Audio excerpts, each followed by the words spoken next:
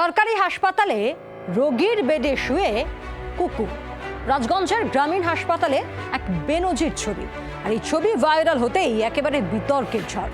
ঘটনা প্রকাশ্যে আসতেই তড়িঘড়ি রোগীর রুম ও বেড স্যানিটাইজ কর্তৃপক্ষের।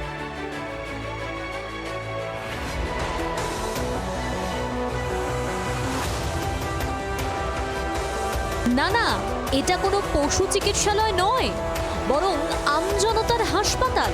আর সেই হাসপাতালে রোগীর বেডের উপর দিব্যি শুয়ে আছে পথ কুকুর।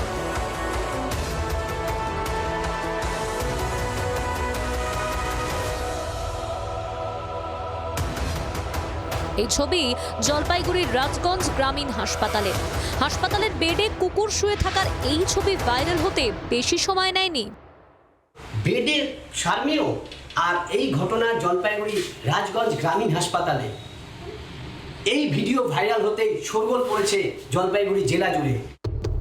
ঘটনায় নিন্দার ঝড় বিভিন্ন মহলে। আমরা চাই যে স্বাস্থ্য ব্যবস্থার একটা আমূল পরিবর্তন হোক। যে ব্যবস্থা নিয়ে স্বাস্থ্য ব্যবস্থা চলছে তাতে পুরোপুরি সরকারের যা সিদ্ধান্ত যে স্বাস্থ্য ব্যবস্থাকে বেসরকারি হাতে তুলে দেওয়ার একটা চক্রান্ত চলছে। রাজ্য সরকার স্বাস্থ্যমন্ত্রীর কাছে আমরা গ্রিন জলপাইগুড়ির পক্ষ থেকে আবেদন করেছি ইতিমধ্যেই বিভিন্ন মাধ্যমে, যে স্বাস্থ্য আধিকারিকদের সরিয়ে দিয়ে সঠিকভাবে যোগ্য লোকদের, স্বচ্ছ লোকদের এই পদগুলোতে বসানোর জন্য। যদিও পরে হাসপাতালের বেডরুম স্যানিটাইজ করা হয়। বিষয়টি নিয়ে জেলা মুখ্য স্বাস্থ্য আধিকারিক অসীম হালদার খোঁজ নিয়ে উপযুক্ত ব্যবস্থা নেওয়ার আশ্বাস দিয়েছেন।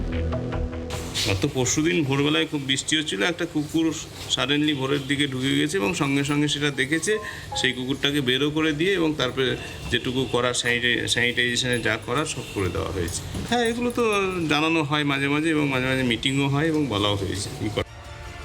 সরকারি হাসপাতালে এমন ঘটনা প্রথম নয়।